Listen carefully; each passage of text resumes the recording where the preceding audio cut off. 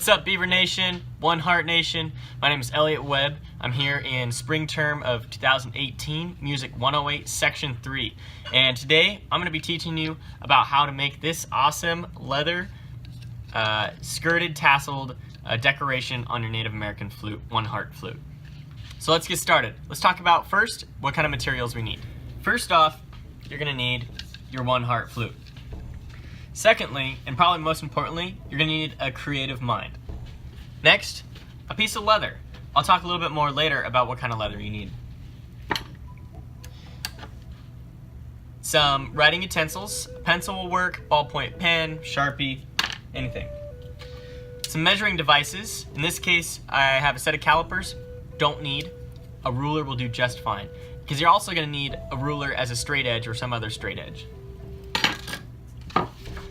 Piece of notebook paper or notepad you can use to take some notes and use as a soft surface later. A hammer, you can use, here I've got just a ball peen hammer. You can use a standard hammer, which mine's in my toolbox right now. And then also later on, you could potentially get away with using a wood mallet. You need something to be able to cut your leather with. You can use either a set of kitchen shears, shop shears, or utility knife. A punch to punch your holes. I've got 3 different types here. I'm going to talk more about these a little later in the video. Some wax thread or sinew, and large type sewing needles. If you've got it, it's not completely necessary, but a spray bottle with some water. And finally, if you so choose, some leather punches. So I got some stamps and some different punches here. And again, I'll talk about these a little later in the video. So, let's go ahead and get to it. So as far as leather goes, it really just depends on what you want for your flute. I happen to have some of this cowhide laying around that I use for making axe sheaths and knife sheaths and other things. And that's what I'm going to use for mine. But you can pick up all kinds of different styles and colors of leather with different textures. You've got plenty of options, a couple of options at Michael's and Joann's here locally. If you are looking to get into a little more leather work, you can hit up Sanders Shoe Store in Salem, downtown Salem, or Tandy Leather Supply. There's one in Eugene and one up in the Portland metro area also, I believe in Beaverton. But I'm going to go ahead and use this cowhide, and it's going to work great for me. So before we cut our leather, we need to know what size we want it to be. There's 2 important things we need to know. First, how big is our flute? And second, how long do we want our tassels to be? So pretty simple for the flute. I got a set of calipers here, and it's about 1.25 inches in diameter. And if you guys remember from geometry class, the circumference of a circle is pi times diameter. So we take pi times 1.25 inches, and we come out to 3.99.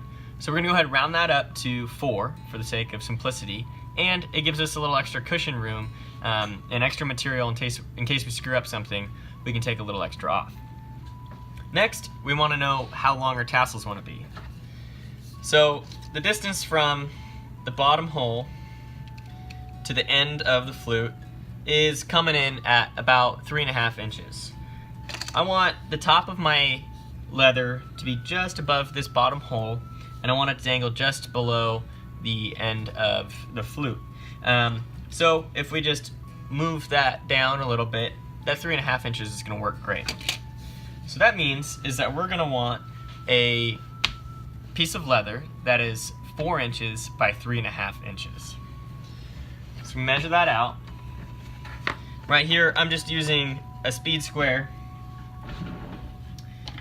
and that's just to be able to get a good clean edge. You could be able to use really anything with the square edge on it in order to get your leather cut.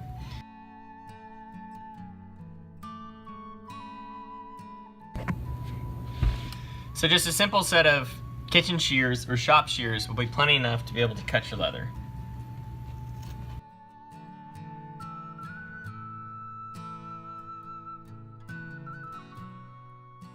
So now that we've got our base square of leather cut, we need to figure out what size of tassels we want versus actual wrap. So what I had decided is that I wanted my leather to start just a little bit below this hole, and I wanted to end right above this design here, and I want the tassels to begin there. That way the design is still a little bit visible. So putting my ruler just a hair below the hole and measuring down, we're looking at about 1 3/8. Maybe we can work that up to 1.5 inches. So what we're gonna do next then, so we get our leather, we wanna make sure we're measuring with the length side right to left on our work surface. We're gonna come down, again, actually, I'll just use a ruler because probably more of you have a ruler. We're gonna come down 1 3/8. And great thing about leather, you can use a pencil, you can use a ballpoint pen, a Sharpie. We're just measuring down 1 3/8.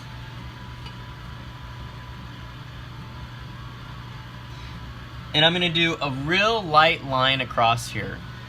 And the reason I'm doing that is because it's gonna be able to be visible afterward. And we wanna make it as hard to see as possible. So it's really fine. And that indicates how far up we're gonna cut our tassels. Now, we're not gonna cut our tassels just yet because I want to stamp a design into this top band here. But what this does is it allows me to know how much space I have to be able to put in my stamps. So now we're ready to go ahead and stamp our leather. There are a variety of different stamps, all kinds of different stamps that you can get, stamps, punches. I found the best selection to be at Tandy Leather Supply.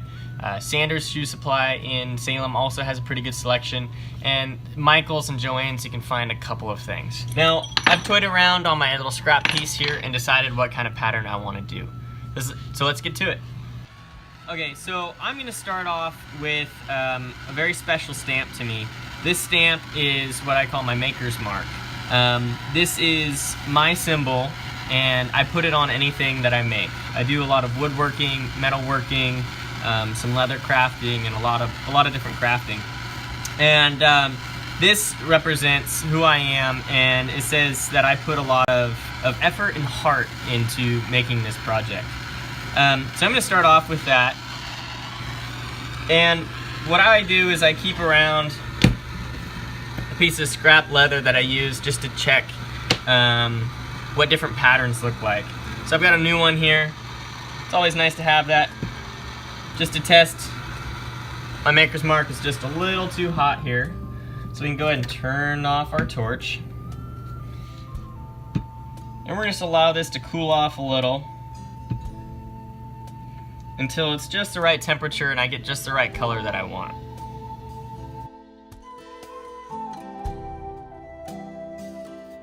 So we're down to the right temperature. I'm gonna go ahead and stamp on my piece here.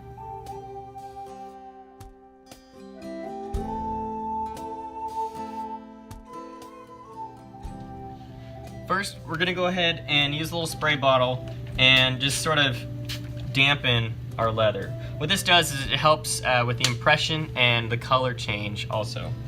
I'm starting off with this little stamp here, which is kind of like half of a braid in a rope. And I'm gonna use this for the border along the top edge. Just a simple little ball peen hammer or a wooden mallet, something to give it a good strike. And it's best to try and do it in just one strike. I've found sometimes if you do it multiple strikes, you end up getting your stamp a little off and doesn't quite look good.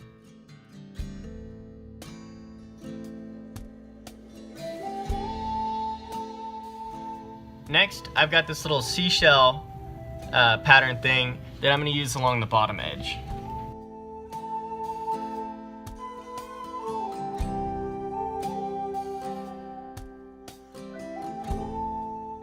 So that's it. that's all I'm gonna do on my design.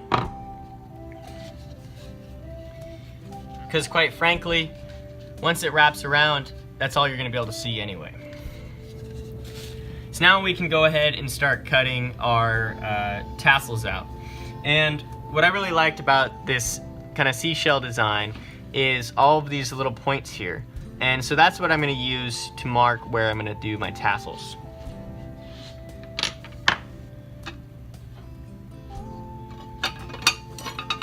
So I'm gonna get out my straight edge and line it up. And you can do this one of two ways. You can either draw some lines in here and use your scissors, or use a utility knife. This is probably the part where OSU wants me to give you some sort of safety brief on using sharp objects. Maybe I should have used it back there on my blowtorch.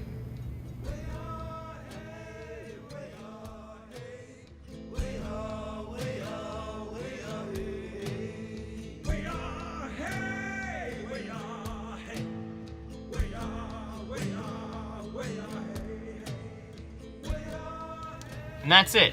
Got all our tassels cut. Next, what we're gonna do is we're gonna try and break down the fibers in these tassels in order to make them a little more floppy and flowy. So I got my hammer, a hard surface, and I'm putting down this notepad to be able to protect the leather to keep it clean from getting stained. We're just gonna pound away on this.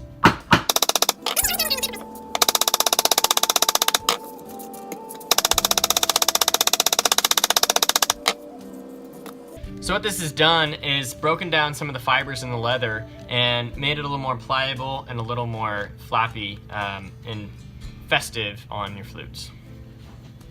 So the next step we're gonna do is we need to punch some holes on each edge here so that we can stitch this together onto our flutes.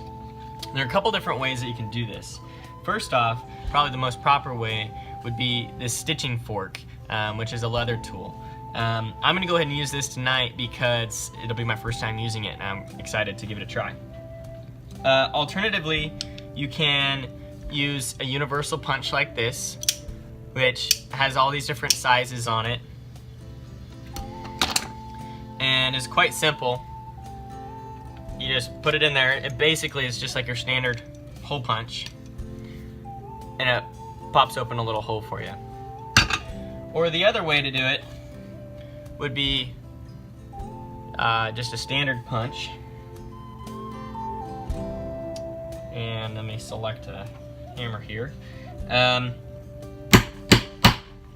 just giving that a good punch and working that through. If you've got none of those and potentially also have a drill and some drill bits, I have done that before in the past. It's not super clean, but does get the job done if you need it in a pinch. Alternatively, you could probably use like a 16-penny nail and drive that through and pull it out. But tonight, I'm gonna go ahead and use this fork. And we're gonna go ahead moisten up our leather. Get it lined up where I want it. And you don't want to put it too close to the edge, that way there's some material for the stitches to hold on to.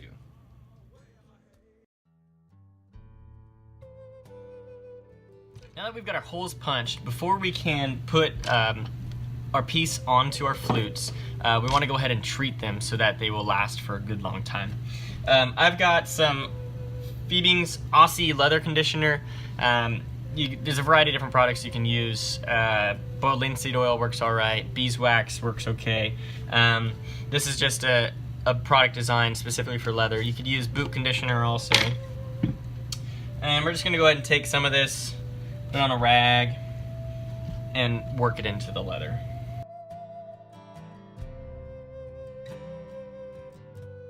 So now that we've worked so hard on this, we want to make sure this is protected, and that's what that product is able to do for us. It's going to protect this leather and make it look good for a long time. The other thing is it's added a little bit of darkening tone to it, which really makes it a good authentic feel. Now we're ready to go ahead and mount it to our flutes. To stitch up our piece, we've got some waxed thread. This product happens to be from Tandy Leather. This is just the cheap version, waxed thread. What is the more expensive, fancy version is called sinew, which is a blend of buffalo tail hairs combined, and it's all held together with beeswax. This is just the cheap version. Not really sure what it's made of, but it was a lot cheaper, and I'm a college student, so that's what we're going to use. So what we got here are some extra large and extra large sewing needle. And we're going to take off a nice good piece to work with. For those of you who are seamstresses out there, you probably know how to estimate how much thread you need. You know, I do like to sew, but I don't know that much. So this looks like a good amount. It gives us something to work with and be able to use when we're working. Clip that off there. And I know sometimes when I sew, I like to do a loop and tie it in a knot, but this case we just want that single strand. So what we're going to do is we're going to go ahead and tie a knot in the one end, and for this knot we're going to do basically an overhand knot, and we're going to feed the tail in there once and twice. And what that does is and you pull it down, it produces kind of a much larger knot there that's going to have a hard time pulling through the hole on our leather. This other end, we're just going to feed through the eye of the needle, and if you can see it, maybe get some a white background here. You can see it, we're going to leave a little bit of tail in there. And what that does is it allows us something to pull with. Now I've laid down this towel, protects my flute from my coarse workbench, because it is a workbench and it gets worked. And we're just going to hold this on here loosely. Now, this was a bit of a design flaw, a bit of not checking and just kind of going off the math. But as I was saying earlier, we should round up a little bit with our circumference measurement because of the thickness of the leather. And this is a bit of a testament to that. I've gotten all the way to this point, and I've got a significant gap here. However, it works out great because what it does is it allows that one heart logo to stay visible. So we're going to go ahead and start. We're going to feed through the back side of our leather. And what that does, once we pull through,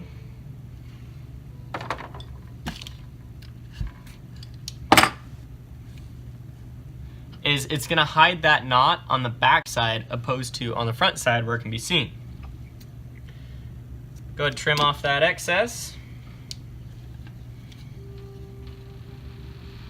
And for now, don't worry about the orientation. Just make sure you've got the tassels going downward, because it's going to be a little loose and sloppy for these first couple of stitches. And once we start working it tight, that's when you want to work on making sure that your pattern is lined up nicely with the holes.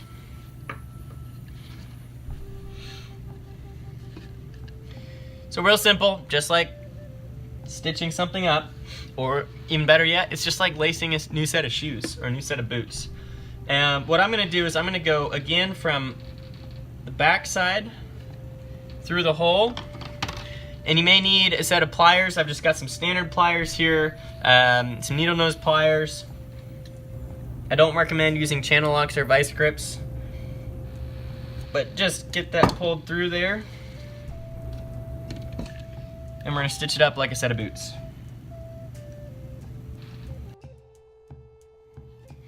So as I'm working on this, I'm finding that it's very difficult to try and thread the needle through the hole while it's up against the flute. So what I'm going to do is I'm going to slide this off a little bit. Now that I've got these first 2 stitches in and I have a good idea of the size, I'm going to slide it off and go ahead and finish the stitches, slide it back on, and then we'll tighten it up.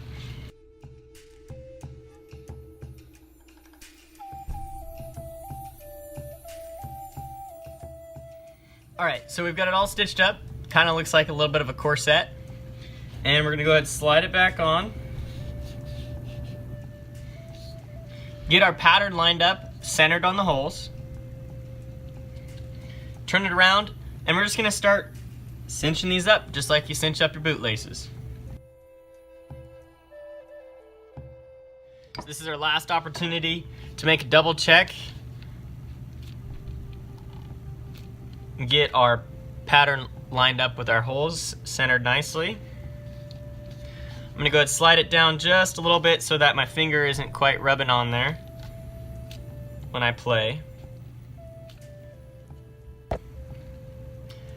So here's a look at our flute with it all stitched up. And in order to finish off the last stitch, what we're gonna do is we're gonna come across the other side, and I'm gonna feed it through here, and we're gonna tie a knot on the bottom.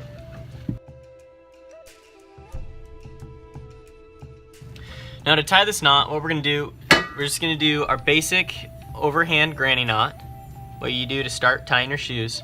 And we're gonna try and walk it down in as close as we can to the bottom of this leather.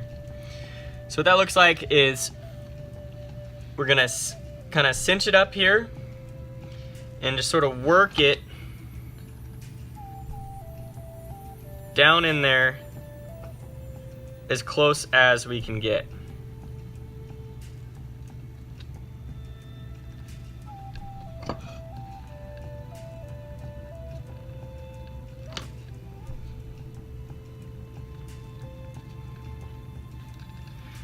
And then you pull it tight, trim off the end,